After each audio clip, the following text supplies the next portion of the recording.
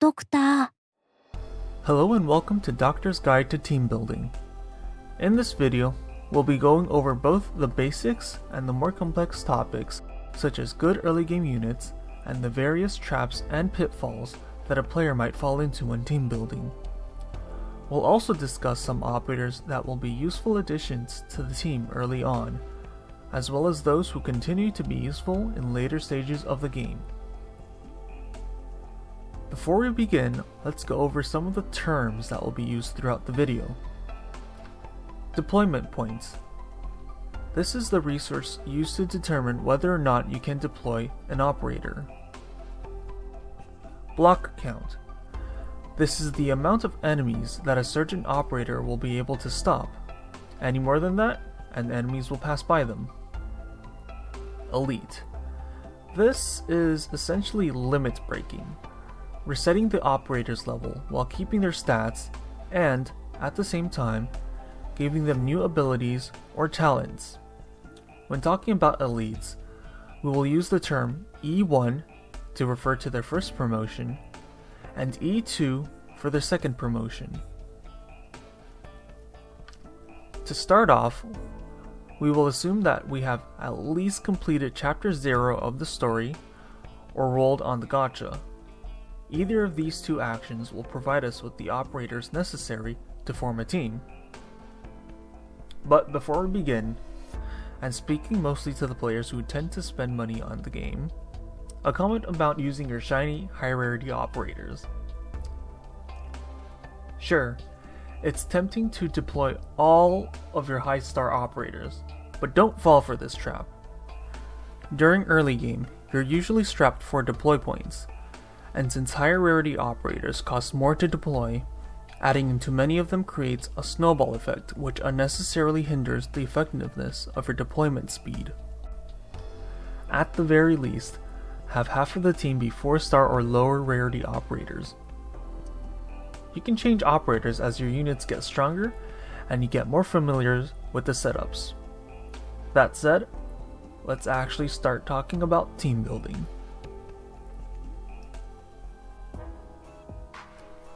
We will begin by setting up our core composition. The operators included within this selection will be the backbone of our team and will be more than likely used 90% of the time.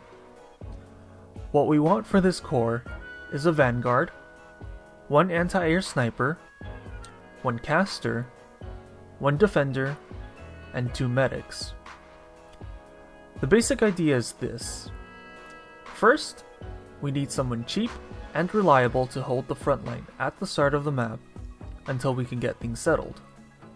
Even better if they can provide us extra deploy points. These are exactly the traits of vanguards. They have the lowest cost out of all operators and have skills that provide an extra income of points. Second, in many stages, there are drones that need to be taken care of, and they can't be blocked. In most situations, your operators will prioritize the enemy that is closest to the escape point, and let those unblockable drones pass. With that in mind, we need an operator that will prioritize attacking the drones to prevent that from happening. This is where the anti-air sniper comes into play. We can check for the correct trait by selecting the operator's information page and looking at the bottom right of the screen. As a bonus, these operators cost relatively low deployment points and still deal decent damage.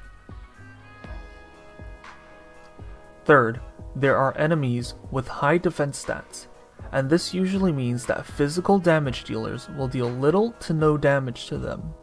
Instead of chipping away, we can choose to use magic attacks, which completely ignore defense, and are only influenced by magic resistance. Although supports and a few select guards have magic capabilities, casters are our main source of magical damage.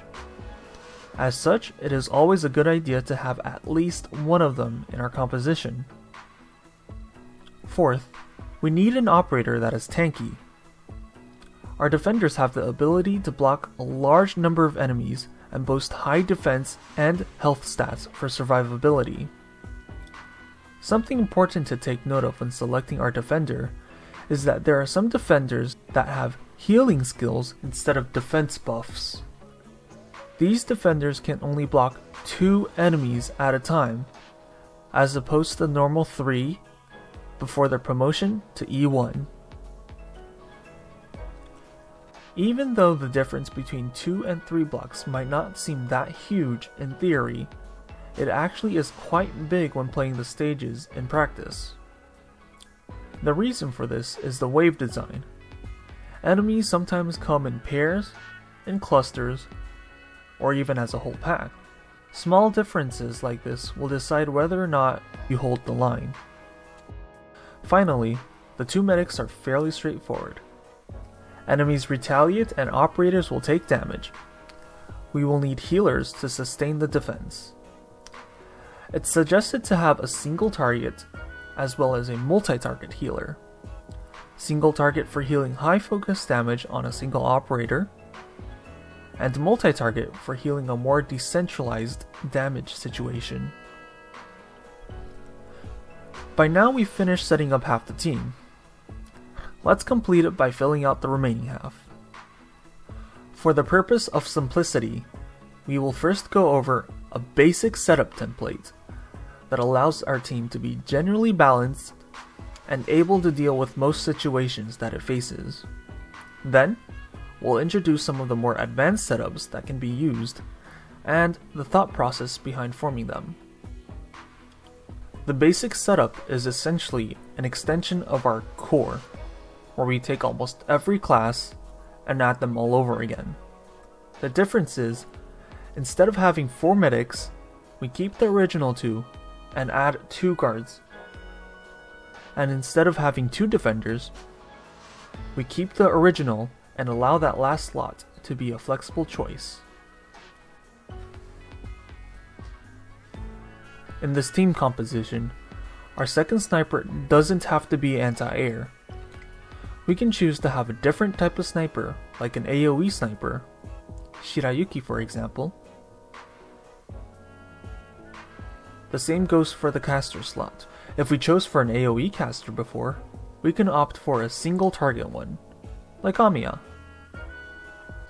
For the guard slots, it is highly recommended to have a duelist. These are easily found by checking their trait description, which should specify that they can only block 1 enemy at a time. The other is a free pick. Just pick your favorite. In the end, we should have 2 vanguards, 2 snipers, 2 casters, 2 medics, 2 guards, 1 defender, and an operator of your own choice. Of course, this is just a template for us to use. You should adapt your team to what the situation calls for. Here's an example and thought process of forming a team composition for a specific situation.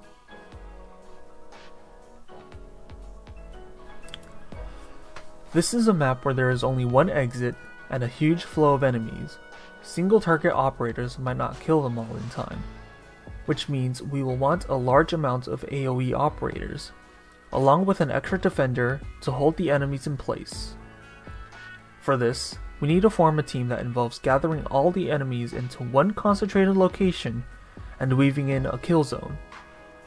We build a team that has 3 AoE operators and 2 defenders as the core. The defenders gather all the enemies, and the AoE operators defeat them all in 1 fell swoop. Consider also that defenders and AoE operators are rather costly, taking as much as 30 deploy points, and may take too long to deploy if you don't have a sufficient income of deployment points. To balance this out, we will need to take an extra vanguard with us, and to complete this team, we still bring along our anti-air sniper and duelist to deal with drones or stray single enemies. You may have noticed the absence of the support and specialist classes in these teams. This is mainly because these 2 types of classes, like their names imply, or specialize in some aspects like having greatly decreased redeploy time, or pushing and pulling enemies off ledges. That doesn't mean that supports can't deal damage, or that specialists can't be used as guards. It just requires knowledge about specific operators within these categories. The takeaway should be that as you get more familiar with the game and its operators, you can further diversify your teams with specialists and supports to match your playstyle. Having said all that, let's go over some operators that are great picks for a new team. Starting off, we have Shaw, a specialist operator that has the ability to push enemies. In some maps of Arknights, you can push or pull enemies into holes or off ledges, which is an instant kill. We can use Shaw to do just that. Shaw is able to be placed on both ranged or melee tiles, and can also serve as a frontline unit should the situation call for it.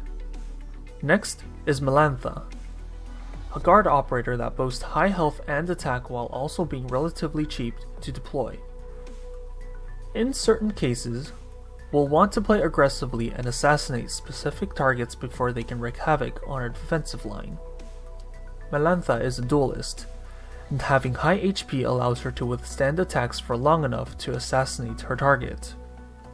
And once her job is done, we can simply have her retreat until she is needed again.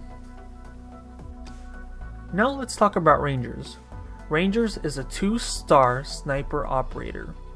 Despite the low rarity, he has an incredible talent which allows him to deal 50% more damage against air targets, which in turn makes him useful from the early and mid stages of the game all the way to some endgame stages.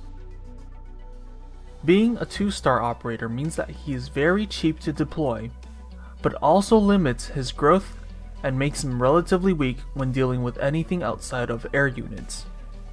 On the whole, he is an operator that is easy to level up and provides a lot of bang for the buck. On the subject of anti-air, we also have Cruz and Jessica. Both are able to deal with air and ground units with relative ease, and unlike Rangers, they have the ability to receive promotions to further increase their strength. The main difference between Cruz and Jessica lies in the difference of promotions. Jessica can be promoted up to E2 but cost more materials. Cruz can only be promoted once to E1 but has a lower cost of promotion. Finally, we have Fang, a Vanguard operator.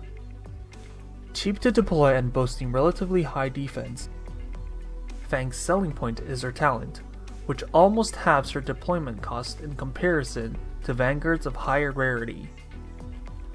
These few points may not seem like much, but in reality, every point counts when we're trying to set up quickly. A quick side note.